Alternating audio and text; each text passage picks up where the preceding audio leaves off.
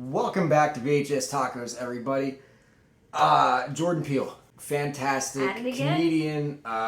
He showed up with Get Out. He floored us with Us. And now he's back with his biggest movie, both literally and figuratively, with Nope. Movie is... It's a thinker. It's a thinker. The movie's not what you expect. And of course, you come to expect that now with, obviously the trailers for Get Out, the trailers for Us, kind of showing you one thing, having that mystery open, but then presenting something that has deeper layers or another meaning that you can peel apart for years to come.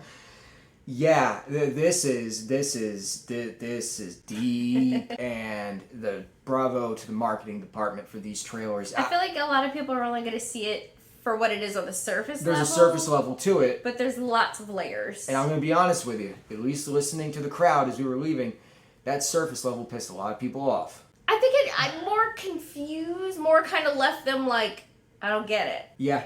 It goes without saying, there's no way to talk about this movie without heavy spoilers. So pretty much giving it away. We have to give it away. Honestly, if you do not want any part of this spoiled, and there are some doozies in here, go. Come back after you've seen it. For those of you who don't care, buckle up, Buttercup. Yes, this is an alien movie. It's not the kind of alien movie that you expect, though. This is an alien movie that is deep-rooted with social issues that Jordan Peele, like he has done in his past two movies, he has taken a social issue, and then he has blended that seamlessly into a sci-fi movie strictly for entertainment purposes on the surface level, thought provocation on the deeper levels. I'm not going to get all philosophical with you. I left my PhD in my other studio, but this is a great movie, though. Surface level, you do have your bit of a Western-style alien movie. Yeah. They own a ranch. The dad dies. He left all kinds of debt and everything to his son and his daughter. They're trying to figure out how we're going to climb out of this hole. Wait a minute, there's something up in the sky.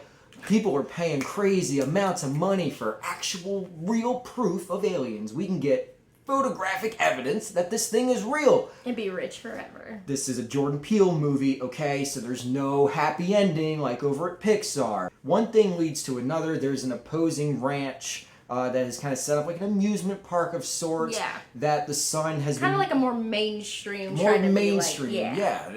There's metaphors in there as well.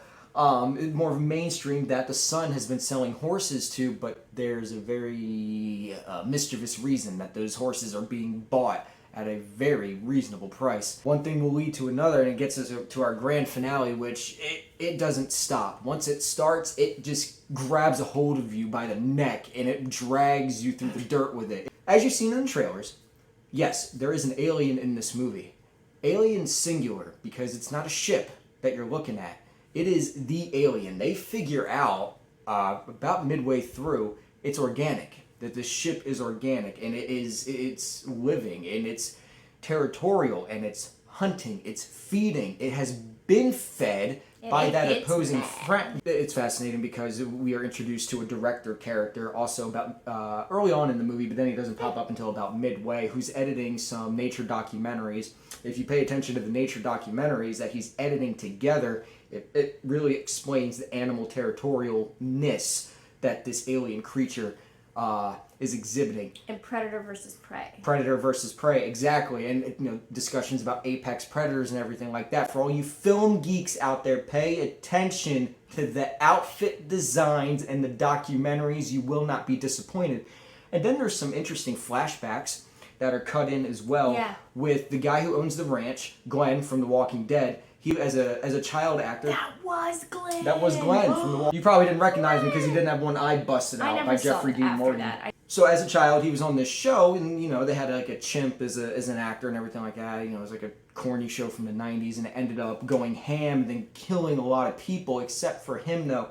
They keep showing bits and pieces of this flashback, and it does not make a lick of sense until the very end of the movie. And it's genius that it's included in there. But that all digs into the metaphor of everything. On the acting front, you have Daniel Kaluuya and Keke Palmer. They are the heart, the soul, almost literally, because of being brother and sister of this movie. Best. And it's a testament to their acting ability. It's a testament to the writing of Jordan Peele that these characters are so fleshed out and they are so fully formed and they feel so lived in and organic and real. And you can tell so much about their history just by brief snippets of conversation that they have, by the arguments that they have back and forth. You can see their personality traits by the way they interact with various characters throughout the entire movie. I mean, it's fantastic. You have some other supporting cast members as well. You have a guy who's kind of like at a Best Buy sort of store, who's like an alien enthusiast. Great. He is fantastic. I would say he's more of the comedic effect kind of character. And then there's that nature documentary guy who, man, if homie doesn't have one of the coolest see on the other side scenes that you've ever seen in an alien movie, I don't know who does. It's fantastic. Back to the alien though, because now we're going to address the visual effects of it all. Wild. These visual effects. I mean, it's not your regular alien. It's not your regular alien. So, I mean, if you guys have seen something along the likes of Annihilation, Arrival, Edge of Tomorrow with Tom Cruise, we are experiencing an alien design that is uncomfortable, because it's very unknown. And that's what I love about Jordan Peele in this movie here. He makes you feel uncomfortable through the entire movie. I mean, you might be laughing at the jokes and having a good time and, jumping gripping your seat, jumping, that horse, and everything like that. But there's a huge sense of uncomfortableness. Even when you find out, even when you are told the answers and you witness it happening, there's that uncomfortable feeling like you don't feel right. And that's brilliant to be able to do that with an alien design. I mean, we've had thousands upon thousands of alien designs in movies and TV and everything like that.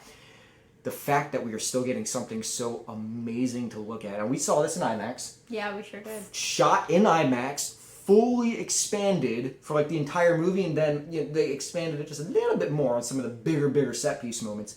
This alien design, I don't know how to explain it. It's almost like a jellyfish expanded. A jellyfish mixed with a butterfly, with a squid. The design of it is unreal. It's really not your typical alien. And a lot of people, I know, I could just feel the room. You could a lot of people were sitting there just kind of like... there's a disappointment. There's a disappointment in the air. And you can tell that there's a disappointment in the air because Jordan Peele plays with your expectations. There's a scene with Daniel Kaluuya as the power gets flicked on.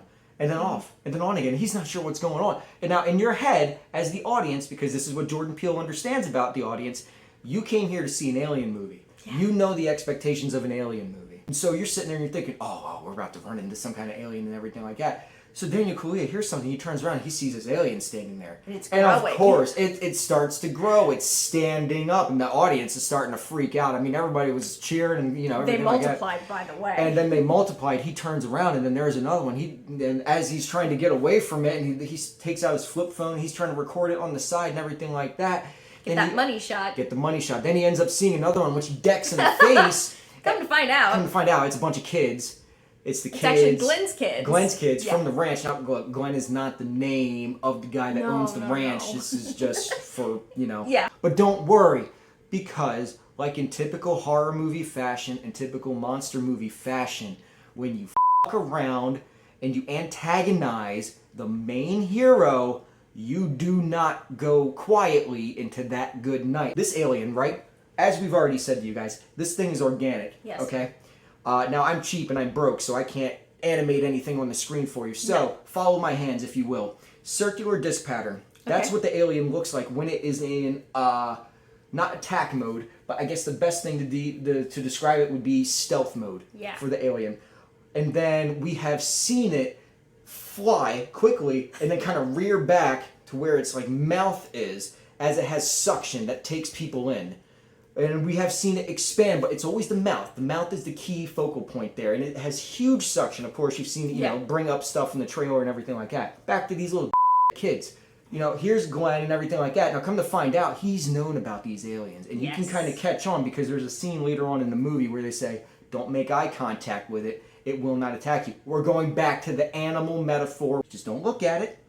And you'll be fine. It won't bother you because you're not trying to assert dominance over it. The thing shows up for feeding time a little bit early, and even Glenn and his wife and the kids are like, "Oh, okay," Don't look, and they're telling the crowd, "Put your phones down, put your phones down." But of course, they're fascinated by the alien and everything like that. They're like, oh. So they all get sucked up, and we see everybody get sucked up, and then you're like, "Oh, okay, well that's it then," But then Jordan Peele says, "Welcome to my mind."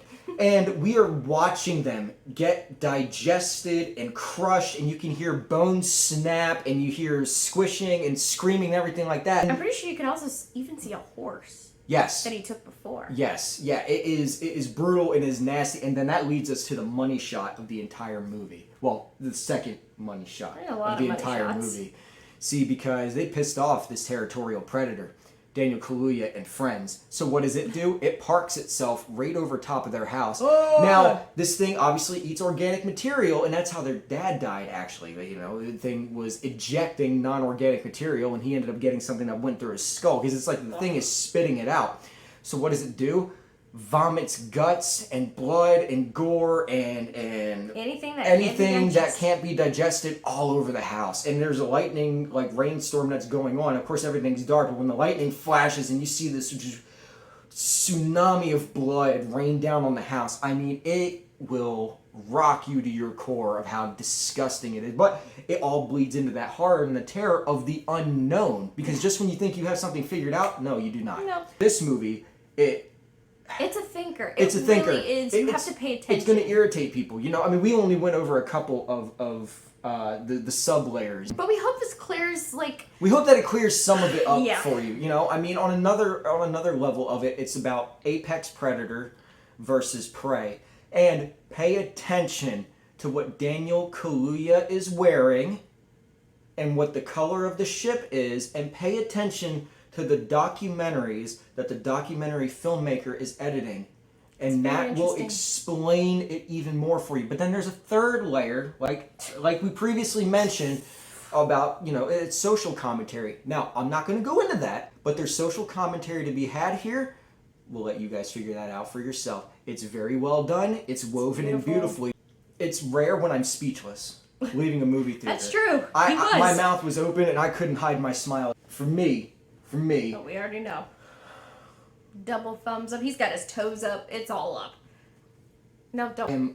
I'm floored. I mean, in my mind, this is fighting Top Gun for movie of the year, because I don't know. I didn't know what to expect going in. I knew not to expect anything because they were going to get shattered anyway, those expectations. But this is on a whole other level. Mrs. Taco, how do you feel? I would say it's definitely probably my top rated movie of the year. I would say it's like 4.5.